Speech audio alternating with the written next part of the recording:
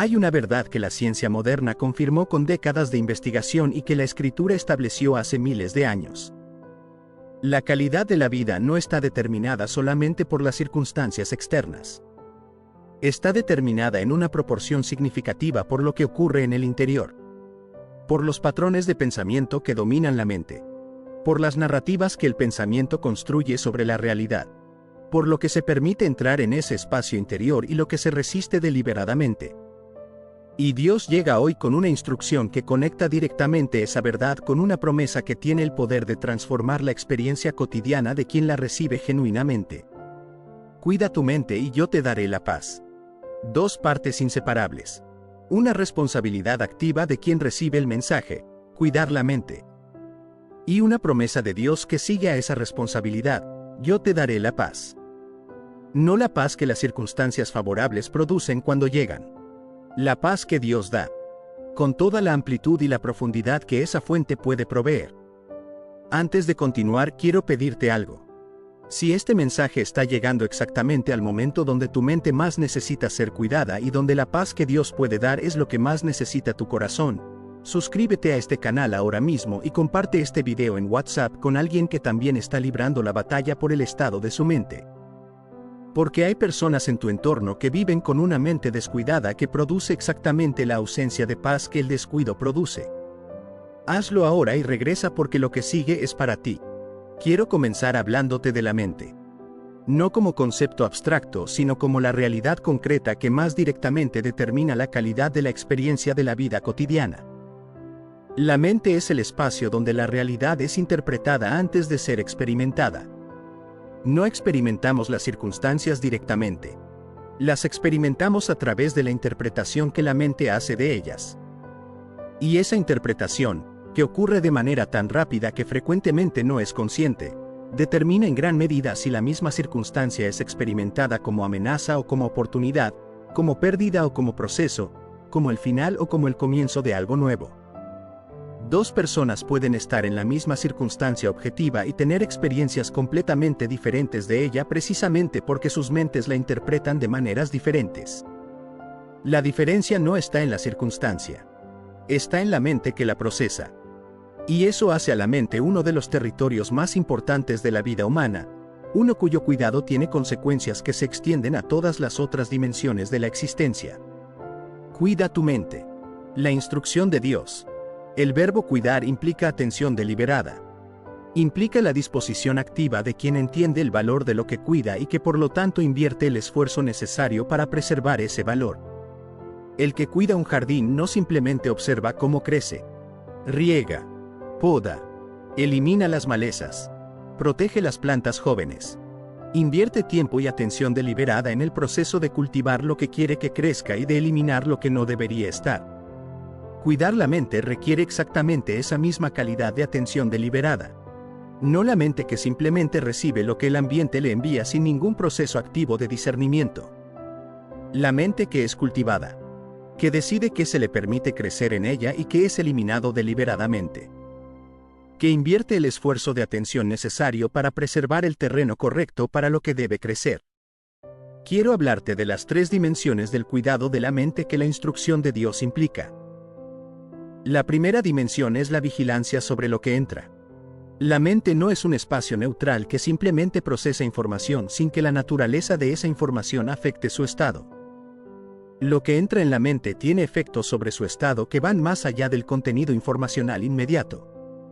Los patrones de pensamiento, las emociones, las interpretaciones de la realidad que entran en la mente a través de lo que se ve, lo que se escucha, lo que se lee, lo que se habla y lo que se piensa repetidamente van formando gradualmente el estado base de la mente. Pablo en Filipenses 4:8 da la lista más completa de la Escritura sobre lo que debería entrar en la mente. Todo lo que es verdadero, todo lo honesto, todo lo justo, todo lo puro, todo lo amable, todo lo que es de buen nombre, si hay virtud alguna, si algo digno de alabanza, en esto pensad. Ese en esto pensad es la instrucción de vigilancia sobre el contenido de la mente. No dejar que cualquier cosa entre sin discernimiento. Elegir deliberadamente el contenido que alimenta el estado correcto de la mente. En el mundo contemporáneo, esa vigilancia requiere una intencionalidad particular porque el ambiente produce un flujo constante de información que entra en la mente sin necesariamente pasar por el filtro del discernimiento. Las redes sociales, con su contenido continuo de noticias, de comparaciones, de conflictos, de amenazas potenciales. Los medios de comunicación, con su tendencia hacia lo negativo y lo alarmante porque eso produce mayor atención.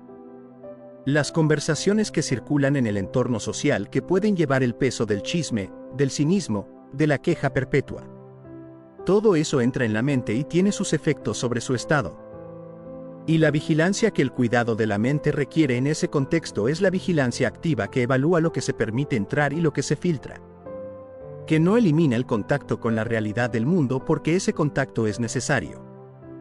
Pero que sí establece límites sobre la cantidad y la calidad del contenido que se le permite ocupar el espacio de la mente de manera dominante.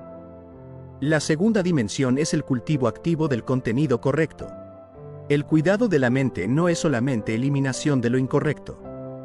Es también el cultivo activo de lo correcto.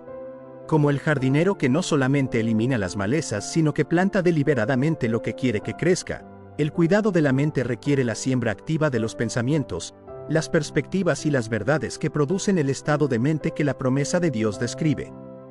La palabra de Dios es el principal instrumento de ese cultivo activo. No como texto que se lee ocasionalmente, sino como el alimento regular del pensamiento que va produciendo gradualmente la orientación correcta de la mente. El proceso de meditación en la palabra que el Salmo 1 describe como la práctica que produce el árbol junto a las corrientes de aguas es exactamente el proceso de cultivo activo del contenido correcto en la mente. Pero el cultivo activo también incluye las prácticas de gratitud deliberada.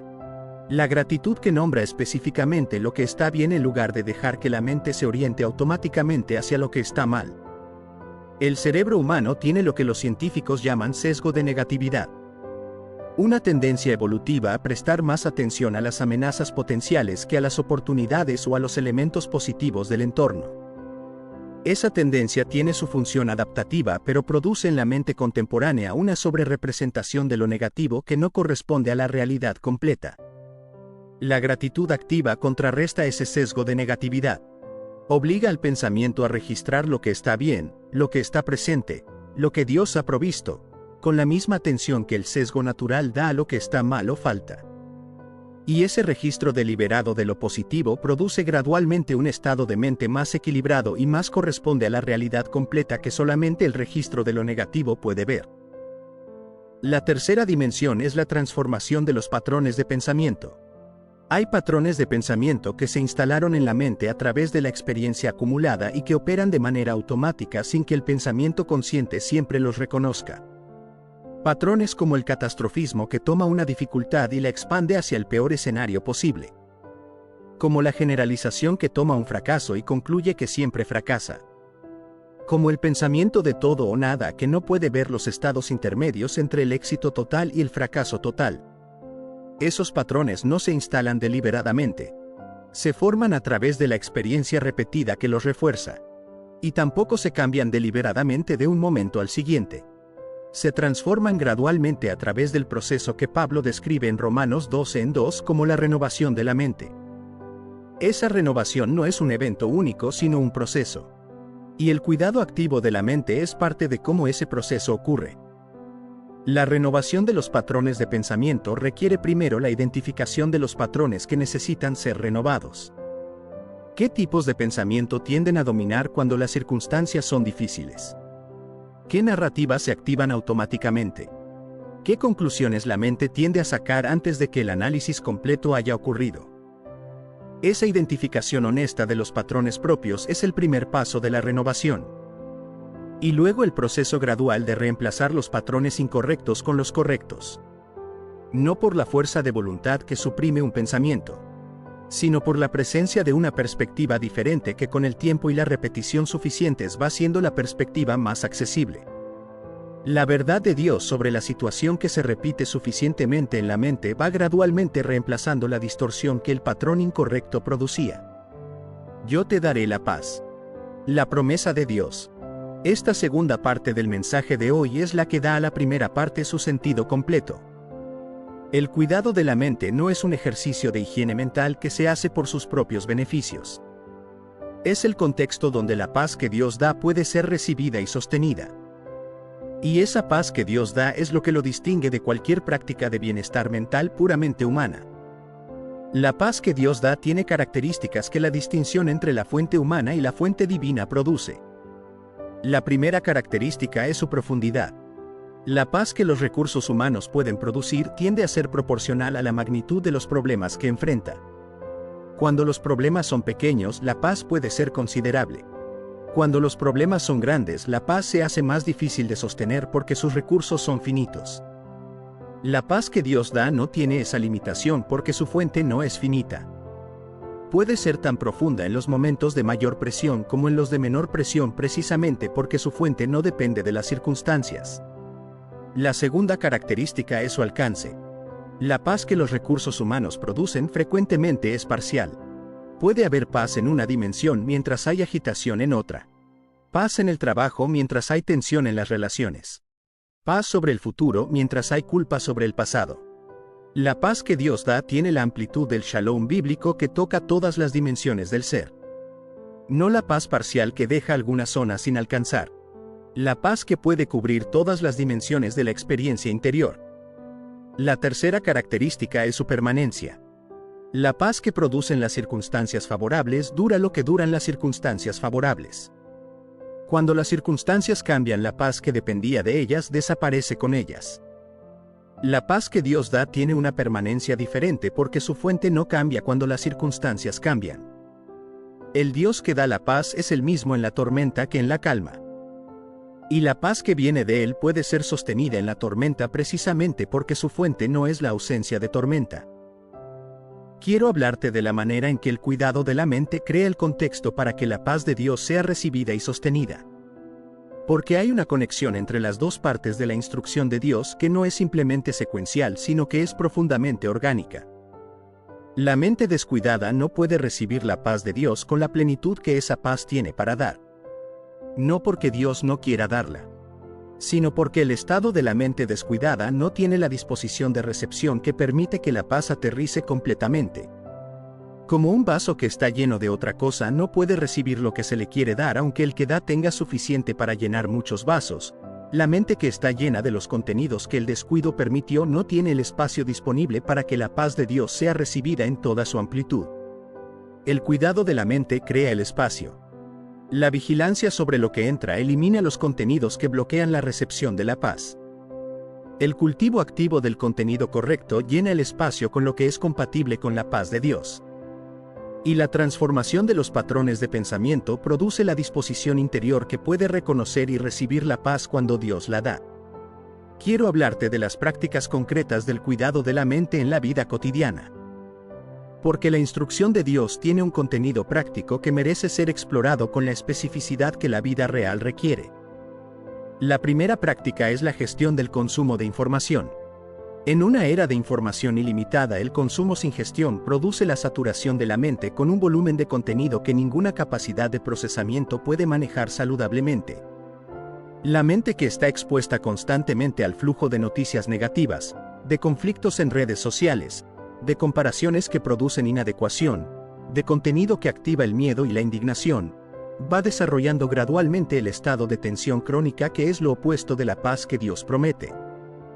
La gestión del consumo de información no significa ignorar la realidad del mundo.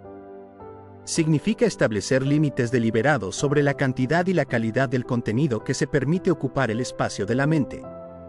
Períodos específicos para el consumo de noticias en lugar de la exposición constante. Criterios para las redes sociales que minimizan la exposición al contenido que activa los patrones de pensamiento negativos.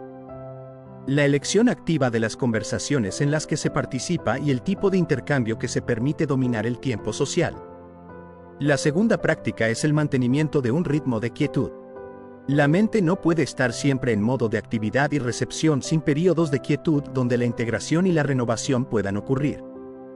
La cultura contemporánea ha eliminado casi completamente los espacios de quietud de la vida cotidiana.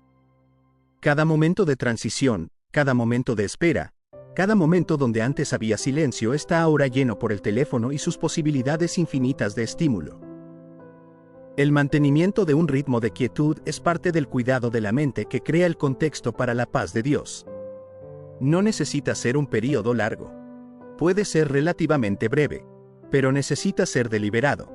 El momento de la mañana antes de que el día comience donde el pensamiento puede orientarse hacia Dios en lugar de hacia la lista de pendientes. El momento de transición entre el trabajo y el hogar donde el pensamiento puede ser preparado para el tipo de presencia que el hogar requiere. El momento antes de dormir donde el pensamiento puede ser orientado hacia la gratitud y la entrega en lugar de hacia la preocupación por el día siguiente. La tercera práctica es el diálogo activo con los pensamientos. Los pensamientos no simplemente se tienen. Se sostienen o se sueltan. Se alimentan o se interrumpen. Y la práctica del diálogo activo con los pensamientos es parte del cuidado de la mente que la instrucción de Dios implica. El pensamiento de ansiedad que llega puede ser recibido sin cuestionamiento y permitírsele que se expanda hasta llenar toda la mente. O puede ser reconocido, evaluado y respondido con la perspectiva que la palabra de Dios provee. ¿Es este pensamiento verdadero? ¿Es útil? ¿Corresponde a la realidad completa o solamente a una dimensión de ella filtrada por el miedo? ¿Qué dice Dios sobre esto? Ese diálogo activo con los pensamientos no elimina el pensamiento difícil. Lo contextualiza. Le da el peso correcto en lugar de permitirle tener más peso del que corresponde. Y en ese proceso de contextualización el espacio se va abriendo para la paz que Dios promete dar al que cuida su mente. La cuarta práctica es la oración como conversación continua. La oración que cuida la mente no es solamente la oración formal que ocurre en los momentos designados. Es la conversación continua con Dios en el flujo del día que mantiene la mente orientada hacia su presencia y hacia su perspectiva en lugar de hacia los estímulos del ambiente que compiten por esa orientación. Esa oración continua puede ser muy simple. El reconocimiento de la presencia de Dios en el momento presente. La entrega de la preocupación que acaba de aparecer en lugar de procesarla sola. La petición de sabiduría ante la decisión que se está enfrentando. La gratitud por lo que acaba de ocurrir que puede ser reconocido como la providencia de Dios. Cada uno de esos momentos de conversación con Dios en el flujo del día es un acto de cuidado de la mente que mantiene el canal de la paz de Dios abierto. Y la quinta práctica es el cuidado del cuerpo como parte del cuidado de la mente. La mente y el cuerpo no son entidades completamente separadas cuyo estado no se afecta mutuamente. El estado del cuerpo afecta significativamente el estado de la mente. El sueño insuficiente reduce la capacidad de la mente de gestionar el estrés y de mantener la perspectiva correcta. El movimiento físico regular tiene efectos documentados sobre el estado de ánimo y la capacidad de procesamiento del pensamiento. La alimentación que sostiene la salud del cerebro tiene efectos sobre la calidad del pensamiento que la alimentación que lo daña no puede producir. El cuidado de la mente que Dios instruye tiene dimensiones que incluyen el cuidado del cuerpo que la mente habita. No como espiritualización del ejercicio físico o de la dieta. Como el reconocimiento de que el ser humano fue creado como unidad integrada donde el estado de cada parte afecta el estado de las otras. Quiero hablarte de la promesa de la paz como el resultado del cuidado de la mente con la especificidad que merece. Porque la paz que Dios promete dar tiene una manera de manifestarse en la vida cotidiana que vale la pena describir concretamente. La paz que Dios da cuando la mente está siendo cuidada se manifiesta primero como una quietud interior que puede coexistir con las circunstancias que siguen siendo difíciles. No la ausencia de los problemas. La ausencia del agotamiento interior que producía el procesamiento ansioso constante de esos problemas. Un estado donde la mente puede ocuparse de lo que requiere atención sin la tensión de fondo que la mente descuidada mantiene constantemente activa. Se manifiesta también como la capacidad de discernir correctamente en las situaciones que antes producían confusión. La mente en paz puede ver con una claridad que la mente en agitación no puede alcanzar. Las decisiones que bajo la presión del pensamiento ansioso parecían no tener opciones buenas disponibles con frecuencia muestran opciones claras cuando la mente está en el estado de paz que el cuidado produce. Y se manifiesta como la capacidad de estar genuinamente presente en los momentos que la vida ofrece. El problema más grave que produce la mente descuidada no es solamente el sufrimiento que produce, sino el robo del presente que opera. La mente que está constantemente en el pasado procesando lo que salió mal o en el futuro anticipando lo que podría salir peor no puede estar genuinamente presente en el momento actual. Y los momentos presentes son los únicos que realmente existen para ser vividos. El pasado ya fue. El futuro todavía no es. El presente es el único espacio real donde la vida se vive. Y la paz de Dios que resulta del cuidado de la mente devuelve la capacidad de habitar ese presente con la plenitud que fue diseñada para ser vivida. Cuida tu mente y yo te daré la paz. Esas palabras de Dios para hoy son una invitación a tomar en serio el territorio más importante de tu vida. El territorio donde la realidad es interpretada antes de ser experimentada. Donde las decisiones tienen su origen antes de manifestarse en acciones. Donde el miedo puede instalarse o donde la paz puede habitar dependiendo de lo que se permite entrar y de lo que se cultiva deliberadamente. El cuidado de la mente no es trabajo de un día. Es la práctica sostenida de quien entiende que ese territorio determina en proporción significativa la calidad de todo lo demás. Pero el comienzo de esa práctica puede ser hoy. Con las decisiones concretas sobre lo que se permite entrar en la mente hoy. Con el momento de quietud que puede ocurrir hoy. Con la conversación con Dios que puede comenzar ahora mismo. Y la promesa de Dios acompaña cada paso de ese proceso. Yo te daré la paz. No cuando hayas perfeccionado el cuidado de tu mente. Desde el primer paso del cuidado deliberado, el canal de la paz de Dios comienza a abrirse. Y a medida que el cuidado se profundiza, la paz se profundiza también. Con la misma relación orgánica que tiene el árbol junto a las corrientes de aguas con el agua que fluye. A medida que las raíces llegan más profundo, el acceso a lo que produce el fruto se hace más completo. Isaías 41:10 contiene 4 declaraciones de Dios que juntas forman una de las promesas más completas de toda la Escritura. No temas porque yo estoy contigo. No desmayes porque yo soy tu Dios que te esfuerzo. Siempre te ayudaré. Siempre te sustentaré con la diestra de mi justicia. 4 promesas. 4 dimensiones de lo que Dios hace en la vida de quien le pertenece. Y cada una responde a una necesidad específica del ser humano que enfrenta situaciones que exceden sus propios recursos. Quiero recorrer cada una de esas 4 promesas con la profundidad que merece. No de manera superficial como si fueran simplemente 4 afirmaciones positivas que se declaran, sino con la atención cuidadosa que permite que cada una aterrice en el lugar específico de la experiencia humana donde fue diseñada para llegar. Antes de comenzar, quiero establecer el contexto que ya conocemos brevemente. Isaías 41:10 fue pronunciado en el contexto del pueblo de Israel enfrentando el exilio o la amenaza de él. El contexto de la mayor crisis colectiva que ese pueblo había enfrentado. La pérdida de la tierra. La pérdida del templo. La pérdida de la independencia. La sensación de que el orden de la vida que había sido conocido se estaba desmoronando completamente. Y desde ese contexto de crisis extrema, Dios pronuncia el versículo 10 con las 4 promesas que hoy quiero desarrollar. No como consuelo vacío para quien no tiene otra cosa que ofrecer. Como la declaración del Dios soberano que conoce completamente la situación y que desde ese conocimiento hace compromisos específicos sobre lo que hará.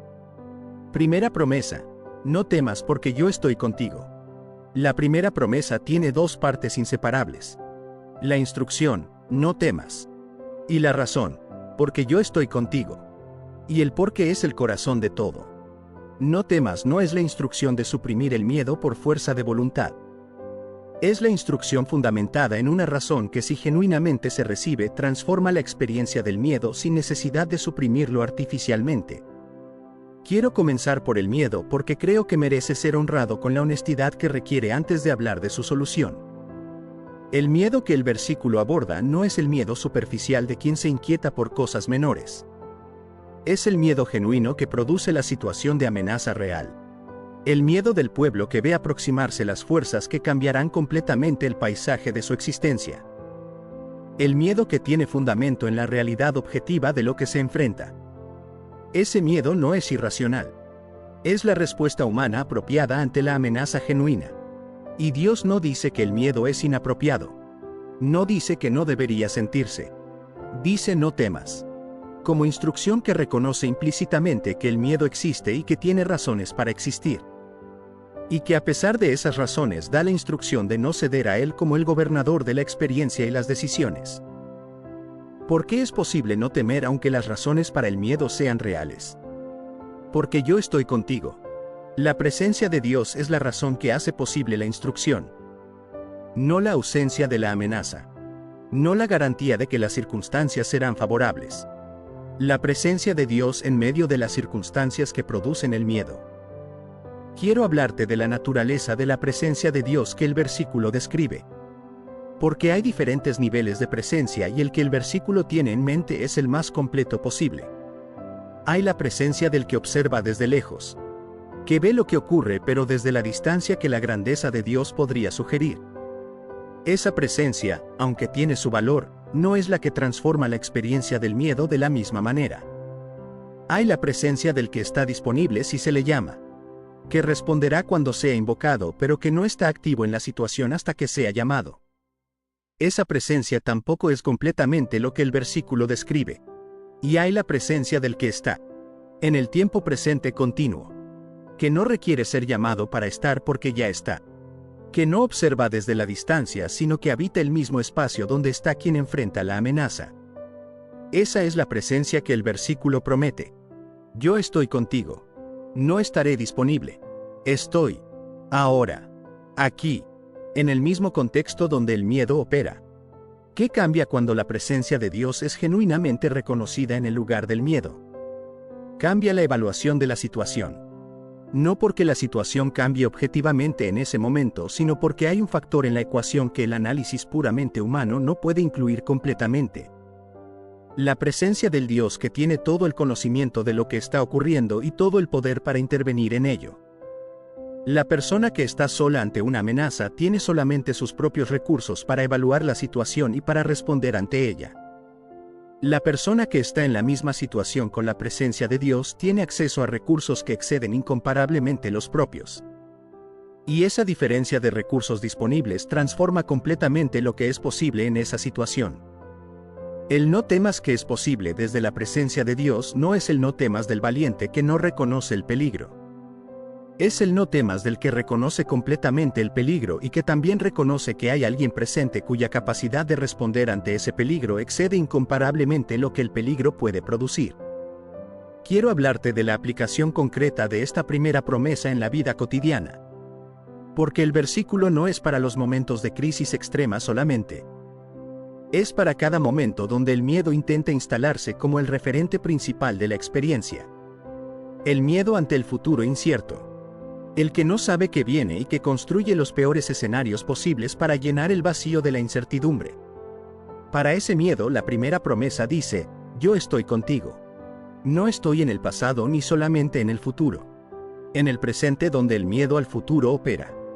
Y desde ese presente mi presencia puede orientar el pensamiento hacia la certeza de que el futuro que produce el miedo también estará habitado por la misma presencia que está ahora. El miedo ante la insuficiencia propia. El que dice que lo que se requiere excede lo que se tiene disponible. Para ese miedo, la primera promesa dice, yo estoy contigo. Y mi presencia añade a lo que tienes disponible lo que tu propia capacidad no puede proveer. La insuficiencia propia en la presencia de Dios no es la insuficiencia que produce la parálisis. Es la condición donde el poder de Dios puede ser más visible precisamente porque no puede ser confundido con el poder propio. Segunda promesa. No desmayes porque yo soy tu Dios que te esfuerzo. La segunda promesa aborda algo diferente del miedo aunque frecuentemente coexisten. El desmayo. Y la diferencia entre el miedo y el desmayo es importante para entender la especificidad de cada promesa. El miedo es la respuesta ante la amenaza. El desmayo es la respuesta ante el agotamiento. El miedo dice, hay algo peligroso que amenaza. El desmayo dice, ya no tengo lo necesario para seguir. El miedo viene de afuera hacia adentro. El desmayo viene de adentro hacia afuera. Y aunque frecuentemente coexisten, son experiencias distintas que requieren respuestas distintas. El desmayo que el versículo aborda tiene en el hebreo original la connotación de perder la mirada. De los ojos que se vuelven hacia otro lugar porque ya no pueden sostener la vista en el objetivo. De la orientación que se pierde porque el agotamiento reduce la capacidad de mantener el enfoque correcto. No desmayes. La instrucción no es producir energía que no se tiene. Es la instrucción de no ceder a la pérdida de orientación que el agotamiento produce. De no tomar las decisiones que el desmayo tomaría si se le permite gobernar. De no abandonar lo que el cansancio dice que ya no puede sostenerse. Porque yo soy tu Dios que te esfuerzo. La razón de la segunda instrucción. Y esta razón es diferente de la primera. La primera promesa habló de la presencia de Dios. Esta habla de la identidad de Dios y de una acción específica que Él realiza. Yo soy tu Dios que te esfuerzo. Yo soy tu Dios. La posesividad de tu Dios habla de la relación específica. No el Dios en abstracto. El Dios que está en relación contigo.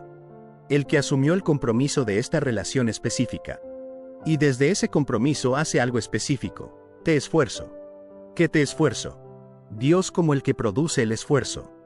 No como el que observa el esfuerzo del creyente desde lejos. Como el que lo produce activamente. El esfuerzo no tiene que venir de las propias reservas que se agotaron. Viene de Dios. Él lo produce. Él lo da. La persona que está en el desmayo del agotamiento no tiene que generar de algún lugar inexistente las fuerzas que necesita. Tiene que recibir las que Dios produce. Esa distinción entre producir el esfuerzo propio y recibir el esfuerzo que Dios produce es fundamental para quien está en el desmayo. Porque el que intenta producir el esfuerzo desde reservas que ya se agotaron no puede hacerlo por más que lo intente. Pero el que recibe el esfuerzo que Dios produce puede hacer lo que sus propias reservas nunca podrían haber producido. No porque de repente tenga más capacidad propia, sino porque la fuente del esfuerzo ya no es la propia capacidad sino el Dios que te esfuerza. Quiero hablarte de los tipos de desmayo que esta segunda promesa alcanza específicamente. El desmayo espiritual. El período donde la fe que antes fluía con cierta naturalidad requiere ahora un esfuerzo que no siempre está disponible.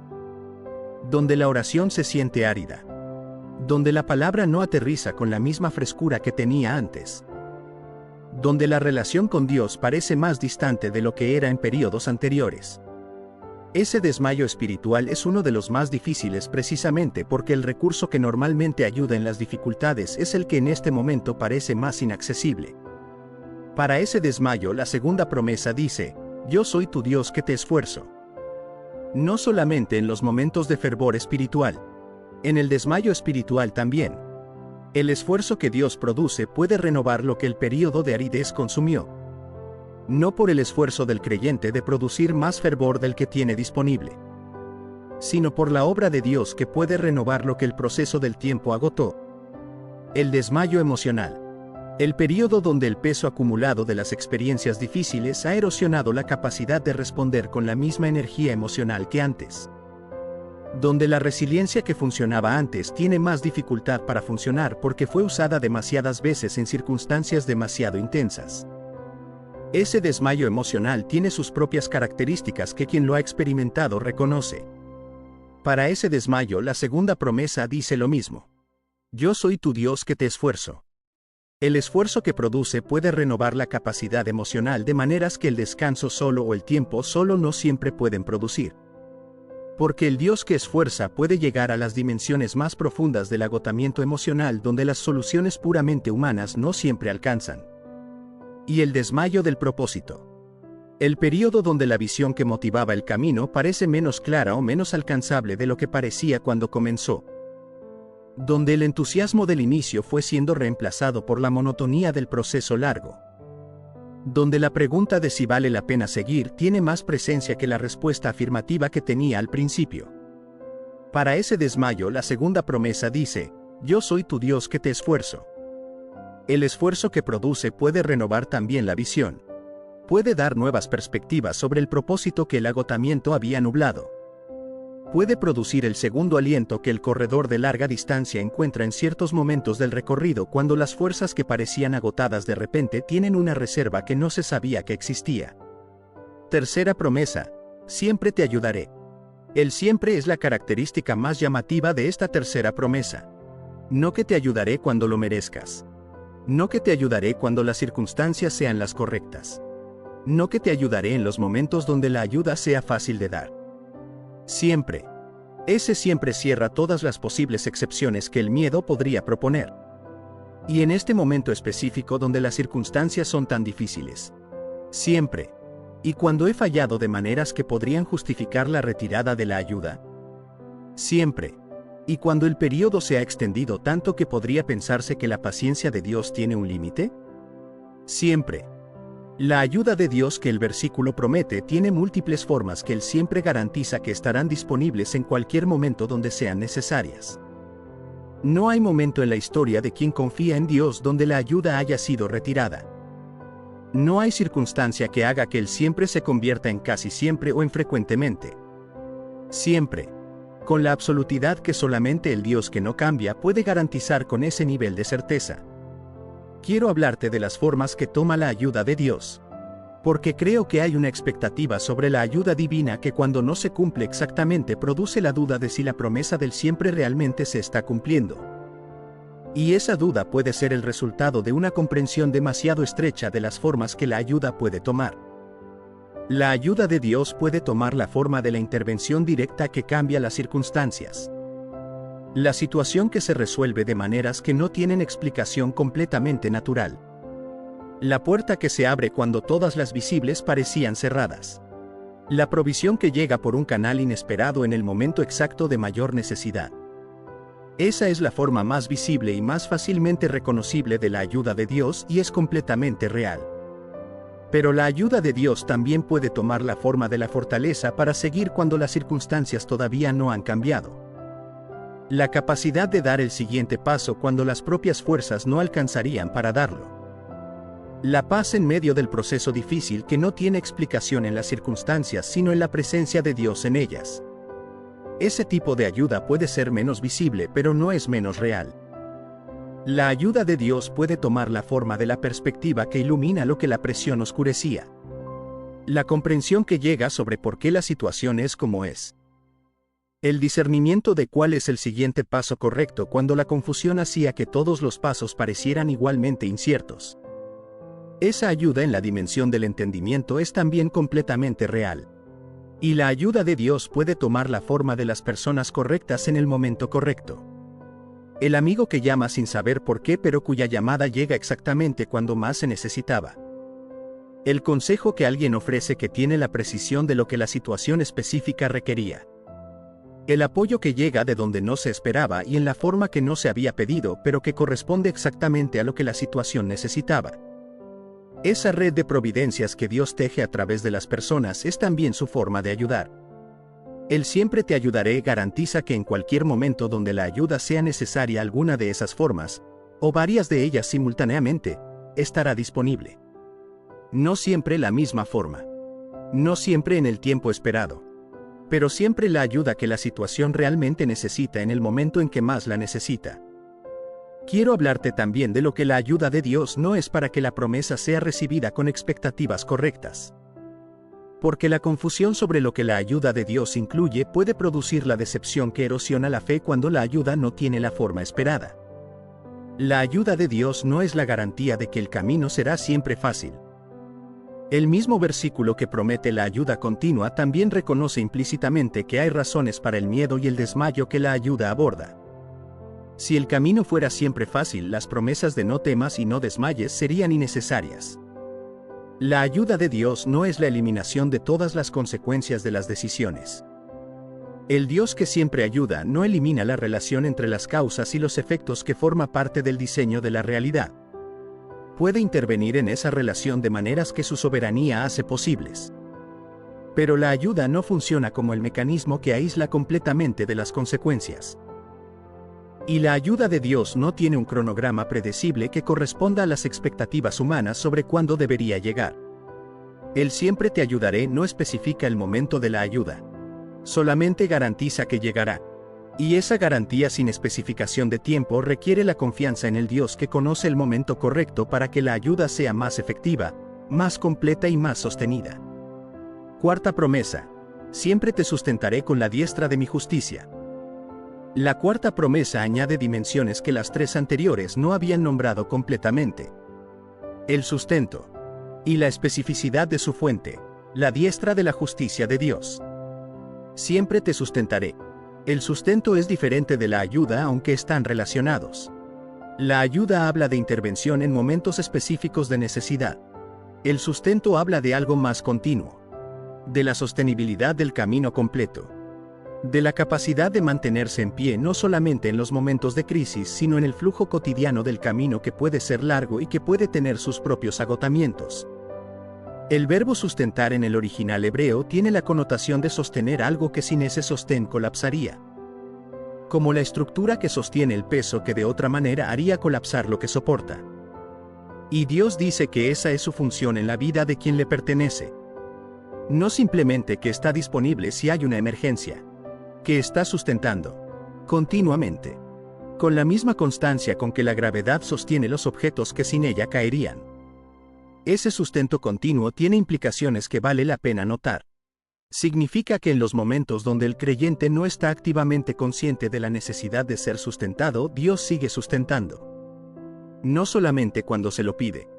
No solamente cuando la situación es tan extrema que el sustento es obviamente necesario. Siempre. Con la constancia del que mantiene el sustento, porque el que sostiene no puede simplemente dejar de sostener sin que lo que sostenía colapse. Con la diestra de mi justicia. Esta especificación de la mano y de la justicia añade dos dimensiones al sustento que son importantes. La diestra en el lenguaje bíblico es la mano del poder y del honor.